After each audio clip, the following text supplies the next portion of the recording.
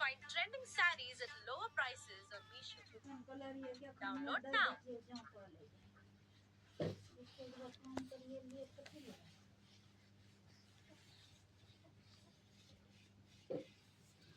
आज हम पढ़ेंगे महासागर एवं महाद्वीप के बारे में। महासागर ही सब कुछ है।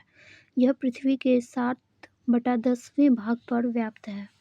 इसकी श्वास शुद्ध एवं स्वस्थ है।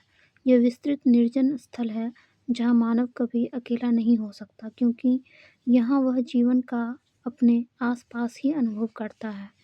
महासागर प्रकृति का विस्तृत भंडार है। दूसरे शब्दों में कहें तो संसार का आरंभ महासागरों से हुआ है और कौन जानता है कि इसका अंत इसी में ना हो। महत्वपूर्ण प्रश्न: महासागर एवं महाद्वीप क्या है, उनके नाम क्या हैं एवं उनका वितरण कैसा है। महासागर एवं महाद्वीप पृथ्वी पर जीवन को, जिसमें मानव जीवन भी सम्मिलित है, किस प्रकार प्रभावित करते हैं। आइए हम अब अपने ग्लोब की ओर लौटते हैं और इसे धीरे धीरे घुमाते हैं। आप चंद्रमा से लिए गए पृथ्वी के चित्र को भी देख सकते हैं। आपको सबसे अधिक कौन सा रंग दिखाई देता है? निश्चित ही आपको नीला रंग दिखाई दे रहा होगा, परंतु यह क्या दर्शाता है? आपने उत्तर का अनुमान लगा लिया होगा। जल। इसका अर्थ है कि पृथ्वी की अधिकांश सतह जल से घिरी हुई है। वास्तव में पृथ्वी का 3/4 भाग जल से घिरा हुआ है। इसी कारण अंतरिक्ष से देखने पर पृथ्वी नीली दिखाई देती है। इसलिए आरंभिक अंतरिक्ष यात्रियों ने स्नेहपूर्वक पृथ्वी को नीला ग्रह कहकर पुकारा। ग्लोब पर हम जो सबसे बड़ी जल राशियां देखते हैं उन्हें महासागर कहते हैं। चित्र 2.1 में दर्शाए गए पृथ्वी के चित्र में आपको एक अन्य रंग भूरा भी दिखाई देगा। यह भूमि का रंग है, जो ग्लोब के लगभग 1/4 भाग पर फैला हुआ है।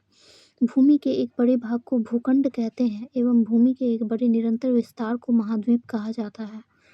पृथ्वी की जलवायु के निर्माण में महासागर एवं महाद्वीप दोनों महत्वपूर्ण भूमिका निभाते हैं। ये जीवन के सभी पहलुओं को प्रभावित करते हैं, जिनमें सभी जीव जंतु, पौधे एवं मानव जीवन भी सम्मिलित हुए हैं। हम उनके प्रभाव को अपने इतिहास, संस्कृति एवं अपने दैनिक जीवन पर भी देख सकते हैं। ध्यान रखें, भारतीय नौसेना के प्रतीक चिन्ह पर आदर्श वाक्य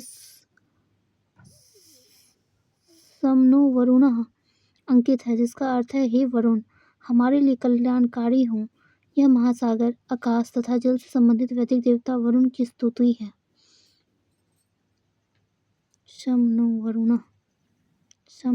वरुणः। पृथ्वी पर जल एवं भूमि का वितरण। जैसा कि हम देखते हैं, महासागर और महाद्वीप उत्तरी और दक्षिणी गोलार्ध में समान रूप से वितरित नहीं है। उत्तर ध्रुव बाएं एवं दक्षिण ध्रुव दाएं के ऊपर से पृथ्वी का मानचित्र कुछ ऐसा दिखता है, जो फिगर यह चित्र 2.2 में दिखाया गया है। अब हम चित्र 2.2 में दर्शाए गए दो मानचित्रों का परीक्षण करते हैं। यहाँ भी नीले रंग से महासागरों एवं उनके छोटे छोटे विस्तार जैसे सागर, खाड़ी, बे एंड गल्फ आदि को दर्शाया गया है। इन शब्दों की परिभाषा पुस्तक के अंत में शब्दावली में दी गई है। क्या होता है सागर और खाड़ी क्या होता है? आइए पता लगाएं। प्रत्येक मानचित्र में वृत्ताकार रेखाओं को क्या कहते हैं? क्या आप जानते हैं कि दोनों ध्रुवों पर मिलने वाली रेखाओं को क्या कहा जाता है? संकेत। आपने इनके विषय में पिछले अध्याय में पढ़ा है, परंतु यहाँ इनके प्रकार से प्रस्तुत किया गया है। किस गोलार्ध में अधिक जल है? आपके अनुसार उत्तरी एवं दक्षिणी गोलार्ध में जल एवं भूमि का अनुपात कितना होगा? समूह में चर्चा कीजिए कि आपके अनुसार उत्तरी एवं दक्षिणी गोलार्ध में जल एवं भूमि का अनुपात कितना होगा? समूह में चर्चा कीजिए। क्या सभी महासागर एक दूसरे से जुड़े हुए हैं या उनके बीच कोई विभाजन है? समुद्री जीवन,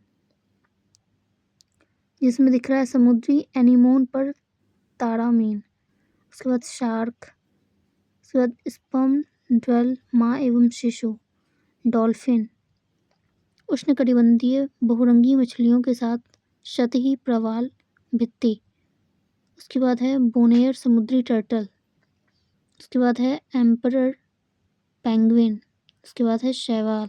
आप देख सकते हैं फिगर में इन सबको। पृथ्वी पर उपलब्ध जल का अधिकांश भाग महासागरों में है, परंतु यह जल लवणीय, खारा है एवं मानव सीमित मानव सहित बहुत से स्थलीय जीवों के उपभोग के लिए अनुपयोगी है। दूसरी ओर अलवणीय जल पेयजल का पृथ्वी के जल संसाधनों में अत्यल्प हिस्सा है।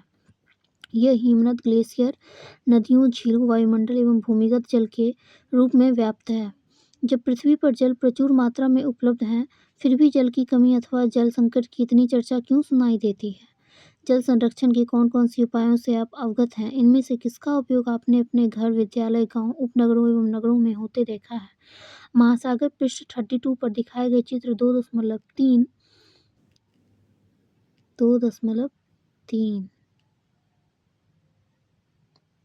ये तो 2.2 है।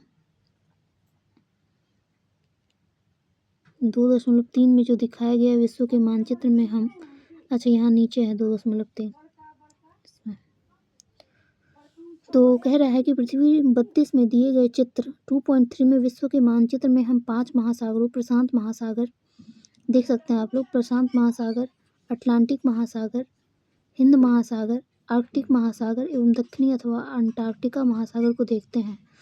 हमने यहाँ 5 महासागरों के नाम बताए हैं। जैसा कि मानचित्र से यह स्पष्ट है कि ये वास्तव में अलग अलग नहीं हैं। महासागरों का यह सीमांकन प्रचलन से अधिक कुछ नहीं, क्योंकि प्राकृतिक जगत ऐसे किन्हीं भी सीमाओं का पालन नहीं करता है। उदाहरणतया समुद्री जल विभिन्न महासागरों में बहता रहता है, जो विविधतापूर्ण समुद्री जीवन को समृद्ध करने में सहायक है। अनेक प्रकार के पौधों एवं जीव जंतुओं की विभिन्न प्रजातियां इन महासागरों में पाई जाती है। समुद्री वनस्पति जगत में छोटे पौधे एवं समुद्री शैवाल, अलगी एंड सीवीड्स सम्मिलित हैं। समुद्री प्राणी जगत में हजारों प्रजातियों की रंगीन मछलियां, डॉल्फिन, व्हेल और अनगिनत रहस्यमयी गहरे समुद्री जीव शामिल हैं। सूर्य की रोशनी वाली सतह से लेकर अंधेरी गहराइयों तक समुद्र के प्रत्येक क्षेत्र में जीवन के विविध रूप पाए जाते हैं। समुद्री महासागरों एवं सागरों में पाए जाने वाले अथवा उससे संबंधित वनस्पति जगत किसी विशेष क्षेत्र अथवा कालखंड में पाए जाने वाले पेड़ पौधों, प्राणी जगत किसी विशेष क्षेत्र अथवा कालखंड में पाए जाने वाले जीव जंतु। एक तो समुद्री हो गया, समुद्री क्या हुआ, तो महासागरों एवं सागरों में पाए जाने वाले अथवा उससे संबंधित समुद्री जीव कहलाएंगे। वनस्पति जगत क्या हुआ, किसी विशेष क्षेत्र अथवा कालखंड में पाए जाने वाले पेड़ पौधे वनस्पति जगत के अंतर्गत आएंगे। और प्राणी जगत क्या हुआ, किसी विशेष क्षेत्र अथवा कालखंड में पाए जाने वाले जीव जंतु प्राणी जगत में शामिल होंगे। आप मैप में देख सकते हैं, नीचे अंटार्कटिका है, उसके ऊपर जाइएगा तो लेफ्ट साइड में लेफ्ट टू राइट आइएगा तो दक्षिण अमेरिका, फिर अफ्रीका, फिर ऑस्ट्रेलिया, फिर इसके ऊपर जाइएगा तो लेफ्ट साइड में उत्तरी अमेरिका और राइट साइड में यूरेशिया शामिल है। ठीक है, ये सब तो महादेश हो गया।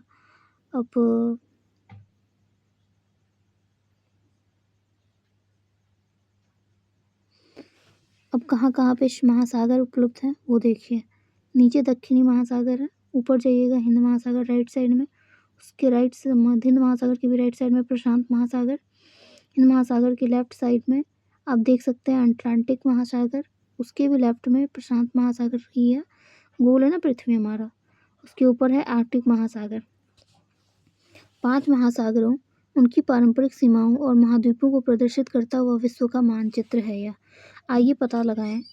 नीचे दी गई तालिका में बताइए कि 5 महासागर किस गोलार्ध अथवा गोलार्धों में अवस्थित है। उत्तरी गोलार्ध में, दक्षिणी गोलार्ध में। प्रशांत महासागर किस गोलार्ध में स्थित है, तो पूरब, पश्चिम, उत्तर, दक्षिण, उत्तरी गोलार्ध में स्थित है। अटलांटिक महासागर किधर है, अटलांटिक महासागर भी आपका पूरब, पश्चिम, उत्तर, दक्षिण, उत्तरी गोलार्ध में स्थित है। हिंद महासागर कहाँ स्थित है, तो दक्षिणी गोलार्ध में। उसके बाद दक्षिणी महासागर कहाँ पे स्थित है, तो दक्षिणी महासागर दक्षिणी गोलार्ध में स्थित है। और उसके बाद आता है आर्कटिक महासागर। आर्कटिक महासागर आपका उत्तरी गोलार्ध में स्थित है। मानचित्र में देखने पर यह स्पष्ट हो जाता है कि प्रशांत महासागर सबसे बड़ा है।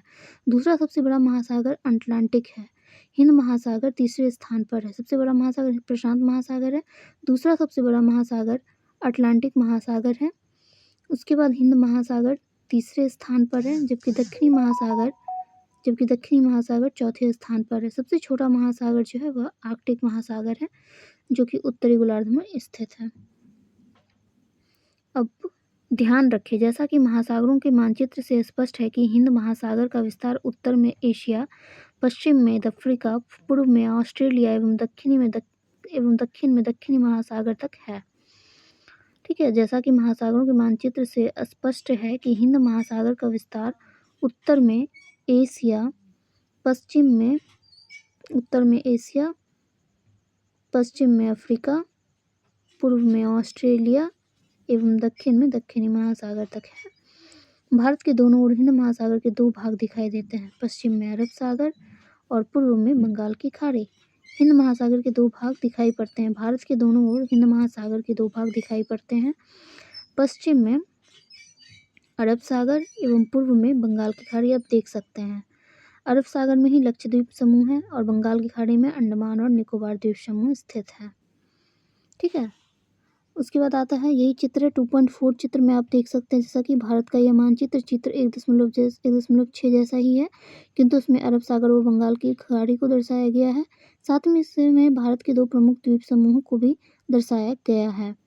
द्वीप समूहों से संबंधित जानकारी पृष्ठ 36 पर दी गई है। महासागर और आपदाएं। इस अध्याय के आरंभ में दिए गए पृथ्वी के चित्र को फिर से देखिए। आपने ध्यान दिया होगा कि पूरी पृथ्वी पर कुछ सफ़ेद आकृतियां दिखाई देती हैं। क्या आप अनुमान लगा सकते हैं कि वे क्या हैं? वे बादलों के विशाल समूह हैं। ये बादल महाद्वीपों में वर्षा लाते हैं। उदाहरण के लिए भारत में होने वाली अपेक्षित मानसूनी वर्षा महासागरों से उत्पन्न होती है। इस वर्षा के अभाव में हमारी कृषि और पूरा जीवन अस्त व्यस्त हो जाएगा। महासागर तूफानों को भी जन्म देते हैं। अत्यधिक वर्षा वाली विध्वंसक घटनाएं अथवा अति प्रचंड हवाएं जैसे कि चक्रवात विश्व के तटीय क्षेत्रों में दूर दूर तक क्षति पहुंचाते हैं। एक अन्य प्राकृतिक आपदा सुनामी भी समुद्र में उत्पन्न होती है। यह विशाल और शक्तिशाली तरंगें होती हैं जो महासागर तल में ध्रुव भूकंप अथवा ज्वालामुखी के फटने के कारण आती है। सुनामी हजारों किलोमीटर तक जाकर तटीय क्षेत्रों को डुबा सकती है जिससे व्यापक स्तर पर हानि होती है। ध्यान रखें कि 26 दिसंबर 2004 के दिन हिंद महासागर के आसपास भारत और अन्य 13 देश प्रचंड सुनामी से प्रभावित हुए। यह सुनामी इंडोनेशिया में आए भूकंप के कारण आई थी। इस आपदा में 2 लाख से अधिक लोगों की जान गई। भारत में अंडमान एवं निकोबार द्वीप समूह पर पृष्ठ 33 पर चित्र 2.4 में आप देख सकते हैं अंडमान निकोबार द्वीप समूह जो कि बंगाल की खाड़ी में स्थित है। तो अंडमान निकोबार द्वीप समूह पृष्ठ 33 चित्र 2.4 देखिए और पृष्ठ 36 पर द्वीपों से संबंधित उपखंड को भी देखिए। तमिलनाडु और केरल के तटीय क्षेत्र जो है इसमें भीषण रूप से प्रभावित हुए और जान माल की अत्यधिक क्षति हुई थी इसमें। इस प्रकार ही सुनामी कभी कभी आती है, किंतु यह अत्यंत विध्वंसकारी होती है। हालांकि तट से टकराने से पहले इसका अनुमान लगाया जा सकता है, पर बहुत से देश इस प्रकार की पूर्व चेतावनी प्रणाली हेतु मिलजुल कर काम कर रहे हैं। विशेषकर भारत समेत बहुत से देश हिंद महासागर सुनामी चेतावनी प्रणाली में सहयोग कर रहे हैं। इससे जान माल की रक्षा करने के उपायों में सहायता मिलती है। जिन घटनाओं के कारण जान और माल की क्षति होती है उन्हें आपदा प्रबंधन के अंतर्गत नियंत्रित किया जाता है। भारत में सभी प्रकार की आपदाओं का सामना करने के लिए राष्ट्रीय आपदा प्रबंधन प्राधिकरण। अगले अध्याय में हम कुछ अन्य उदाहरण देखेंगे। महाद्वीप। महासागरों के मानचित्र चित्र 2.3 पर महाद्वीपों को भी दर्शाया गया है। आप कितने महाद्वीपों को गिन सकते हैं? इसका उत्तर इतना सरल नहीं, क्योंकि इनकी गिनती कई प्रकार से की जा सकती है। यह हमारी रुचि पर निर्भर करता है कि हम 4 से 7 के बीच किसी भी संख्या की सूची बना सकते हैं। इसके कारण निम्नलिखित हैं। उत्तरी अमेरिका और दक्षिणी अमेरिका को सामान्यतः 2 महाद्वीपों में गिना जाता है, परंतु यदि देखा जाए तो यह एक ही भूखंड है। इन्हें एक भी समझा जा सकता है। यूरोप और एशिया को सामान्यतः 2 महाद्वीप माना जाता है, यद्यपि मानचित्र में वह स्पष्ट दिखाई देता भी है कि एक ही भूखंड है। ऐतिहासिक और सांस्कृतिक कारणों से यूरोप का विकास एशिया के विकास से बहुत भिन्न प्रकार से हुआ, इसलिए इन दो महाद्वीपों के रूप में देखा जा सकता है। हालांकि भूगर्भ शास्त्री सामान्यतः इनमें से एक ही महाद्वीप मानते हैं, जिसे यूरेशिया कहा जाता है। यूरोप और एशिया से मिलकर के बना है यूरेशिया। अब आता है अफ्रीका और यूरेशिया को सामान्यतः 2 महाद्वीप समझा जाता है और कभी कभी एक भी समझा जाता है। अफ्रीका और यूरेशिया को सामान्यतः 2 महाद्वीप समझा जाता है और कभी कभी एक भी समझा जा सकता है इसको। तालिका में महाद्वीपों की अलग अलग प्रकार की गिनती के सार के रूप में लिखिए। जैसे 4 महाद्वीप अफ्रीका यूरेशिया हो गया, एक साथ लेंगे। America, Antarctica, Australia. 5 महाद्वीप Africa, America, Antarctica, Australia, Eurasia.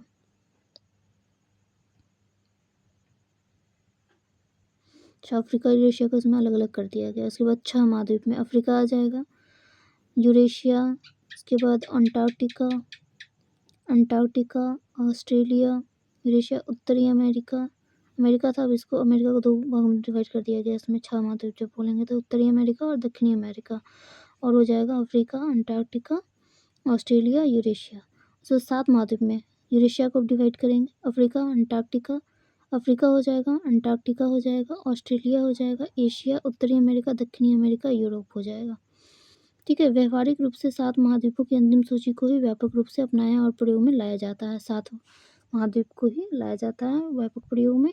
ध्यान रखें, आपने ओलंपिक खेलों के प्रतीकों में से एक प्रतीक ओलंपिक के 5 छल्लों को अवश्य देखा होगा। यह छल्ले विश्व भर से खिलाड़ियों को एकत्र होने का प्रतीक है। इन छल्लों को 5 बसे हुए महाद्वीपों अफ्रीका, अमेरिका, एशिया, ऑस्ट्रेलिया और यूरोप का प्रतिनिधित्व करने के लिए चुना गया था। ठीक है, किसको उसमें लिया गया है? सबसे पहला तो अफ्रीका को लिया गया, दूसरा अमेरिका को लिया गया है, उत्तरी दक्षिण दोनों आ जाएगा इसमें, एशिया आ जाएगा, यूरेशिया जिसको कहते हैं यूरेशिया, यूरोप और एशिया भी आ जाएगा इसमें, ऑस्ट्रेलिया आ जाएगा। तो आइए अब पृष्ठ 36 पर दिए आरेख को देखें जो 7 महाद्वीपों की सूची पर आधारित है। यह उनके वास्तविक आकार को नहीं अपितु सापेक्षिक आकार को जो है दर्शाता है। नीचे अंटार्कटिका है, ठीक है, याद रखिएगा। ऊपर पे जाइएगा तो अफ्रीका है, अफ्रीका के लेफ्ट साइड में जाइएगा तो दक्षिणी अमेरिका है, राइट साइड में जाइएगा तो ऑस्ट्रेलिया है, सबसे नीचे अंटार्कटिका है, उसके ऊपर अफ्रीका है, अ से अंटार्कटिका, अ से अफ्रीका, लेफ्ट साइड में अफ्रीका के दक्षिणी अमेरिका है, राइट साइड में अफ्रीका के ऑस्ट्रेलिया है, और फिर उसके भी ऊपर जाइएगा अफ्रीका के ऊपर तो आपको यूरोप मिलेगा, और यूरोप के लेफ्ट साइड में उत्तरी अमेरिका है और राइट साइड में एशिया है। ये याद कीजिएगा, ठीक है। आइए पता लगाएं, वर्गों की संख्या को गिनिए और सबसे बड़े एक सबसे छोटे महाद्वीप का नाम बताइए। कौन सा महाद्वीप बड़ा है? उत्तरी अमेरिका अथवा दक्षिणी अमेरिका, अफ्रीका अथवा उत्तरी अमेरिका, अंटार्कटिका अथवा ऑस्ट्रेलिया? कौन सा महाद्वीप बड़ा है? आप देख सकते हैं सबसे बड़ा महाद्वीप एशिया है,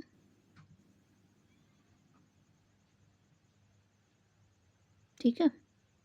आप देख सकते हैं इसमें सबसे बड़ा महाद्वीप जो है वो आपका,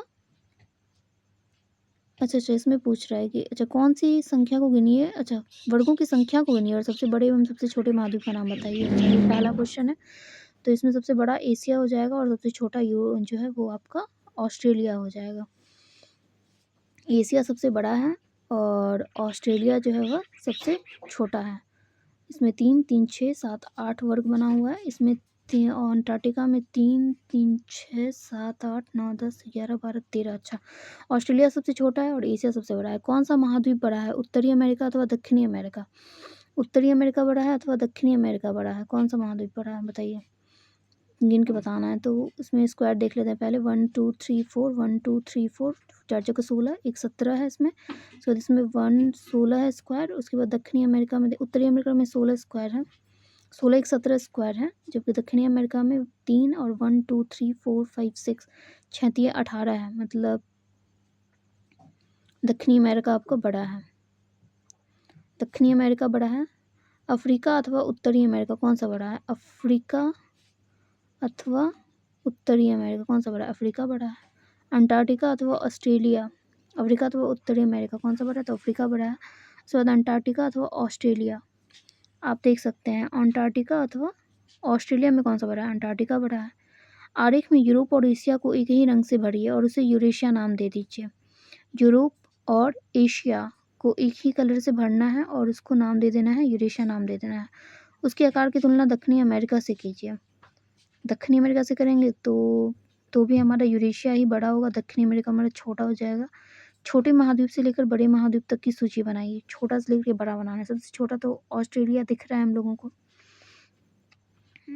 उसके बाद फिर यूरोप, हमको लगता है यूरोप में कितना है? 3, सबसे छोटा तो ऑस्ट्रेलिया है। उसके बाद फिर यूरोप का देख लेते हैं कितना स्क्वायर है, तो 3 3 9 1 10 स्क्वायर से मिलके बना है। ऑस्ट्रेलिया जो है 3 3 6 7 8 स्क्वायर से मिलके बना है। अंटार्कटिका 1 2 3 4 5 6 7 8 9 10 11 12 13 से बन करके बना है। तो सबसे छोटा हो जाएगा ऑस्ट्रेलिया, उसके बाद फिर हो जाएगा यूरोप, तब जाके अंटार्कटिका, उसके बाद फिर जो है उसके बाद उत्तरी अमेरिका, तब दक्षिणी अमेरिका हो जाएगा, उसके बाद अफ्रीका हो जाएगा, तब एशिया हो जाएगा। सबसे छोटा ऑस्ट्रेलिया होगा, आप देख सकते हैं इसमें। ये कितने स्क्वायर से मिलकर के बना है हमारा? 8 स्क्वायर से। उसके बाद यूरोप जो है वो हमारा 9 1 10 स्क्वायर से मिलके बना है। अंटार्कटिका 13 से मिलकर के बना है। उसके बाद फिर उत्तरी अमेरिका आप देख सकते हैं 17 स्क्वायर से मिलके बना है, और दक्षिणी अमेरिका जो है वो 18 से मिलकर के बना है। तो उत्तरी अमेरिका हो जाएगा, उसके बाद छोटा में दक्षिणी अमेरिका उससे बड़ा है, उसके बाद दक्षिणी अमेरिका, उसके बाद फिर अफ्रीका, उसके बाद फिर एशिया। द्वीप, यदि आपने सबसे छोटा ऑस्ट्रेलिया है, उसके बाद फिर यूरोप है, उसके बाद फिर अंटार्कटिका है, उसके बाद फिर उत्तरी अमेरिका है, उसके बाद फिर दक्षिणी अमेरिका। उत्तरी अमेरिका जो है वो आपका छोटा है दक्षिणी अमेरिका से। उसके बाद फिर अफ्रीका है छोटा, उसके बाद एशिया सबसे बड़ा हो गया। द्वीप आपने इस अध्याय के आरंभ में दिए गए 2 मानचित्रों चित्र 2.2 और 2.3 को ध्यानपूर्वक देखा हो तो आपने पाया होगा कि महाद्वीपों में संपूर्ण भूखंड सम्मिलित नहीं है। भूमि के कुछ छोटे छोटे भाग छूट गए हैं। चारों ओर जल से घिरे हुए भूखंड को द्वीप कहा जाता है। चारों ओर से जल से घिरे हुए भूखंड को द्वीप कहा जाता है। महाद्वीप भी चारों ओर से जल से घिरे होते हैं, किंतु आकार में बड़े होने के कारण उन्हें द्वीप नहीं कहा जाता। इस ग्रह पर विभिन्न प्रकार के लाखों द्वीप हैं। ध्यान रखें, विश्व का सबसे बड़ा द्वीप ग्रीनलैंड है। ग्लोब अथवा मानचित्र पर उसे ढूंढिए। उसके आकार को समझने के लिए आपको भारत के सबसे बड़े 10 राज्यों के क्षेत्रफल को जोड़ना होगा। भारत में 1300 से अधिक द्वीप हैं। ठीक है, भारत में कितने द्वीप हैं? तो 1300 से भी ज़्यादा द्वीप हैं। इसमें मुख्य रूप से 2 द्वीप समूह हैं, बंगाल की खाड़ी में स्थित अंडमान और निकोबार द्वीप समूह एवं अरब सागर में स्थित लक्षद्वीप द्वीप समूह। 1981 से भारतीय अंटार्कटिका कार्यक्रम के अंतर्गत अंटार्कटिका में अन्वेषण किया जा रहा है। अंटार्कटिका एक ऐसा महाद्वीप है जहाँ की जलवायु बहुत अधिक ठंडी और कठोर है। चित्र 2.1 में नीचे सफ़ेद रंग के फैलाव को देखिए जो कि अधिकांशतः हिम है। 1983 में भारत ने अंटार्कटिका में दक्षिणी गंगोत्री नामक पहला वैज्ञानिक बेस स्टेशन स्थापित किया था। तो इसमें देख सकते हैं लिखा हुआ है कि अंटार्कटिका ऐसा महाद्वीप है जहाँ की जलवायु बहुत अधिक ठंडी और कठोर है।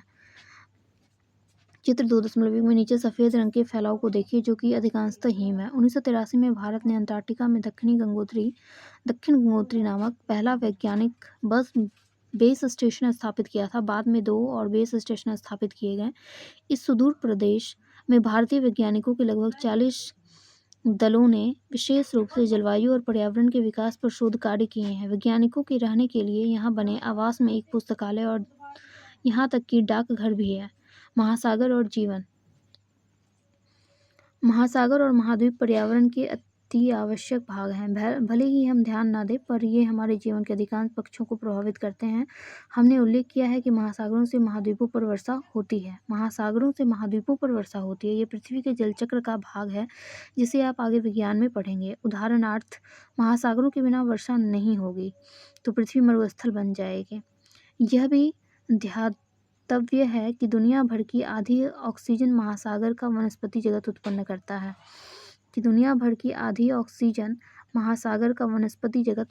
करता है। आधी, इसलिए इन्हें पृथ्वी के फेफड़े कहा जाता है। महासागर को पृथ्वी का फेफड़ा कहा जाता है। इस प्रकार महासागर जलवायु को नियंत्रित और पृथ्वी पर जीवन को बनाए रखने में महत्वपूर्ण योगदान देते हैं। महासागर अनेक प्रकार से मानव जाति को प्रभावित करते हैं। आरंभिक काल से ही एक जगह से दूसरी जगह जाने, सभी प्रकार के सामानों के व्यापार, सैनिक अभियान संचालित करने और भोजन हेतु मछली पकड़ने के लिए लोगों ने महासागरों और सागरों की यात्रा की है। महासागरों ने पूरी दुनिया के तटीय क्षेत्रों पर रहने वाले लोगों की संस्कृति को भी पोषित किया है। उन सभी संस्कृतियों की किंवदंतियाँ और कहानियाँ में समुद्री देवताओं, देवियों, समुद्र दैत्यों और समुद्र के कोसों महासागर के खतरों और उनके आशीर्वाद की बातें मिलती हैं। ध्यान रखें, हमारे दिन प्रतिदिन के जीवन में महासागर की महत्वपूर्ण भूमिका को याद रखने के लिए संयुक्त राष्ट्र ने 8 जून को विश्व महासागर दिवस के रूप में घोषित किया है। किस दिन को विश्व महासागर दिवस मनाया जाता है, तो 8 जून को विश्व महासागर दिवस मनाया जाता है, क्योंकि महासागर भोजन और औषधि के प्रमुख स्रोत और जैवमंडल के महत्वपूर्ण भाग के रूप में हमारे ग्रह के फेफड़े के रूप में कार्य करते हैं। वैज्ञानिक अध्ययनों से यह पता चलता है कि मानव की बढ़ती सामुद्रिक गतिविधियों ने महासागरों को प्रदूषित किया है। हम प्रतिवर्ष लाखों टन प्लास्टिक कचरा समुद्र में फेंकते हैं, जो समुद्री जीव जंतुओं का जीवन संकट में डालता है। प्रदूषण के और भी बहुत से प्रकार होते हैं। परिणाम स्वरूप समुद्री पर्यावरण पर खतरा मंडरा रहा है। समुद्रों में आवश्यकता से अधिक मछली पकड़ना भी समुद्री जीवन के पतन का एक और कारण है। हम सभी का सामूहिक दायित्व है कि पृथ्वी और मानवता के भविष्य के लिए महासागरों को बचाने का प्रयास करें। आगे बढ़ने से पहले पृथ्वी की सतह पर विस्तृत जलाशयों को महासागर और विशाल भूखंडों को महाद्वीप कहा जाता है। महासागर आपस में जुड़े हुए हैं। महाद्वीपों को विभिन्न प्रकार से गिना जा सकता है, किंतु सामान्यतः इन्हें इन 7 महाद्वीपों के रूप में गिना जाता है। दक्षिणी गोलार्ध की तुलना में उत्तरी गोलार्ध में स्थल भाग अधिक है। दक्षिणी गोलार्ध की तुलना में उत्तरी गोलार्ध में स्थल भाग अधिक है। महासागर सभी प्रकार के समुद्री जीवन को पोषित करते हैं और विश्व की जलवायु में महत्वपूर्ण भूमिका निभाते हैं। अत्यधिक मानवीय गतिविधियों के कारण इन पर गंभीर प्रभाव पड़ा है और इन्हें सामूहिक रूप से संरक्षित करने की आवश्यकता है।